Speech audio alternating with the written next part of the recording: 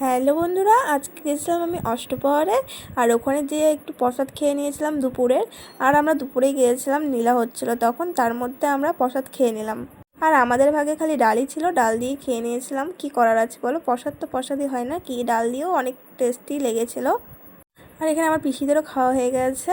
আর এখন যাব আমরা কীর্তন আবার শুনতে, এখন কীর্তন চালু হবে। তো এখন আমি যাব কীর্তনে, মানে ওরা শুনবে আর আমি বসে থাকবো।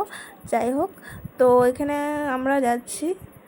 তো আর খাওয়া দাওয়া কমপ্লিট করে তারপরে এখানে চলে এসেছি, প্রসাদ টসাদ খেয়ে এখানে চলে এসেছি। দেখতে পাচ্ছ এখানে কত ভিড় হয়। আর এখন অতটা ভিড় হয়নি, কারণ দুপুরবেলা হবে। আর এখন কীর্তন হয়ে গেছিলো। আর তারপরে এখন আমরা যাব বাড়ি, মানে হয়ে গেছিলো সন্ধ্যা সন্ধ্যা টাইপের। আর সন্ধ্যা আরতি না দেখে আমরা বাড়ি চলে যাচ্ছিলাম। তারপরে বাড়ি যাওয়ার সময় দেখো এখানটা আমার আবার পিসি আর দিদি বলে কি নিবে মিষ্টির দোকানে, তো মিষ্টি বা কিছু নেবে।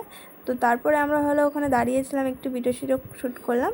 তারপরে এখন আমরা এক জায়গায় চলে আসছি, মানে আজকে তো জানোই সবাই রামনবমী, আজকে 6 তারিখ। তো ওখানটায় রামনবমীর প্রসাদ খেতে চলে গেছিলাম, মানে হনুমান ঠাকুরের। আর ওখানে তোমরা জানোই, যেহেতু আমরা হলো প্রসাদ টসাদ খেয়ে নিয়েছিলাম আর এখানে এসে খেতে পাবো না, তার জন্য ওখানে না খেয়ে এখানে ছাতু প্রসাদটা দিয়েছিলো, ওটা খেয়েই